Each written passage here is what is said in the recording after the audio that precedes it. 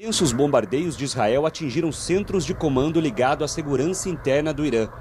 Imagens divulgadas pelas forças israelenses mostram um ataque a um helicóptero e à base de drones iranianos. Segundo o Comando Central dos Estados Unidos, 2.000 alvos já foram atingidos no Irã em 5 dias de conflito. Uma ONG que atua no país persa disse que mais de 1.000 civis já foram mortos desde o início da guerra. Um dos ataques mais graves foi contra uma escola feminina no sul do país. 150 estudantes morreram. O secretário de Estado americano disse que o país não atacaria deliberadamente uma escola e a ONU pediu uma investigação. O Pentágono também divulgou um vídeo do momento em que um navio de guerra iraniano com 180 pessoas a bordo é atingido por um torpedo disparado por um submarino americano em águas internacionais, próximo à costa do Sri Lanka. Segundo autoridades locais, 87 corpos foram localizados. Outras 32 pessoas foram resgatadas com vida.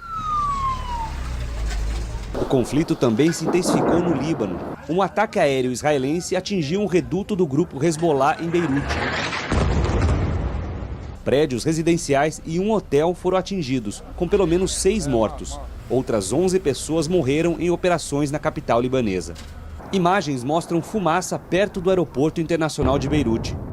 Israel ordenou a evacuação em 16 cidades do sul do Líbano. Tanques de guerra e caças israelenses já se mobilizam na região da fronteira para uma nova ofensiva contra o Hezbollah. O Irã mantém ataques de retaliação contra alvos americanos e israelenses no Oriente Médio. Pelo menos 40 mísseis foram lançados contra Israel e boa parte foi interceptada pelo sistema de defesa aérea do país. Nos Emirados Árabes Unidos, o governo afirmou ter abatido mísseis e drones iranianos e informou que mais de 1.000 ataques foram registrados contra o país desde o início da ofensiva. A Turquia informou que um míssil iraniano disparado em direção ao país foi abatido por sistemas de defesa da OTAN no Mediterrâneo, após sobrevoar o Iraque e a Síria. O governo turco acredita que o alvo era uma base no Chipre.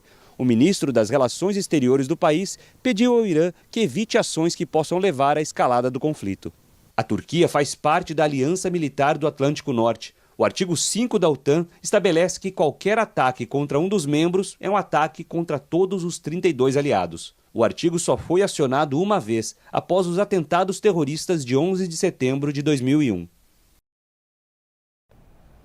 Com a morte do líder supremo Ali Khamenei, o Irã agora está na corrida para apontar o sucessor dele no comando do país. Vamos conversar com o nosso correspondente, Luiz Corvini, está pronto para trazer todas as informações para a gente. Corvini, quem são os candidatos? Oi, Joana, boa noite para você, boa noite a todo mundo que acompanha a gente aqui no jornal. Então, o candidato mais cotado para assumir a vaga do líder supremo Ali Khamenei, que morreu nos ataques do último fim de semana, é justamente o filho dele, o Mojtaba Khamenei. Ele tem 56 anos e é considerado uma das personalidades mais influentes da República Islâmica. Um outro candidato que também estaria na disputa é o Alireza Araf, que faz parte do conselho que dirige o país de forma interina nesse momento. O outro seria o Mohsen Araki, que é um teólogo e é membro da Assembleia dos Peritos. E tem também o Hassan Khomeini, esse que é neto do fundador da República Islâmica, o Ayatollah Khomeini, que morreu em 1989, e depois, claro, o Ali Khamenei, que assumiu esse papel de líder supremo. A decisão ainda não foi tomada, pois o funeral de Ali Khamenei ele foi postergado, foi adiado, por conta justamente desses ataques que continuam, então, no Irã. E, de qualquer forma, o ministro da Defesa israelense disse que qualquer sucessor de Ali Khamenei vai se tornar, então, imediatamente um alvo, viu, Joana?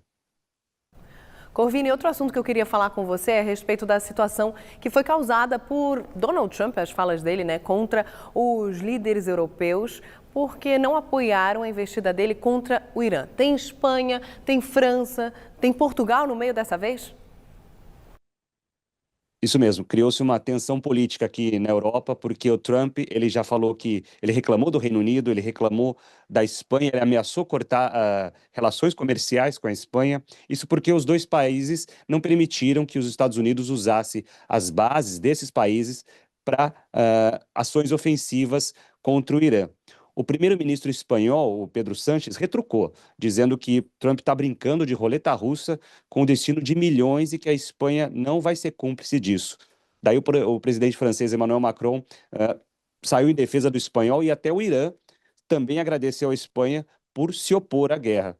Agora há pouco, a Casa Branca tinha informado que a Espanha teria aceitado, então, colaborar com os Estados Unidos, mas não informou muito bem como seria essa colaboração.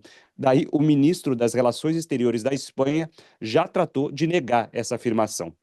Portugal, então, entrou no assunto, anunciando que hoje permitiu que os Estados Unidos usem uma base aérea no arquipélago de Açores, mas de forma condicional. Quais seriam essas condições? Elas só poderiam ser usadas em operações defensivas ou em resposta a ataques que tenham objetivo apenas alvos militares. Hoje também o primeiro-ministro do Catar conversou por telefone com o ministro das Relações Exteriores do Irã, que teria dito que os alvos que o Irã tem mirado, digamos assim, no Catar seriam alvos de interesse americano, pontos de interesse americanos e não especificamente o Catar mesmo.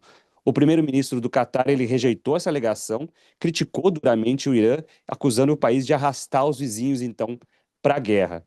E numa coletiva de imprensa agora há pouco, a Casa Branca disse também que não tem planos no momento de enviar tropas para o Irã, tropas americanas para o Irã.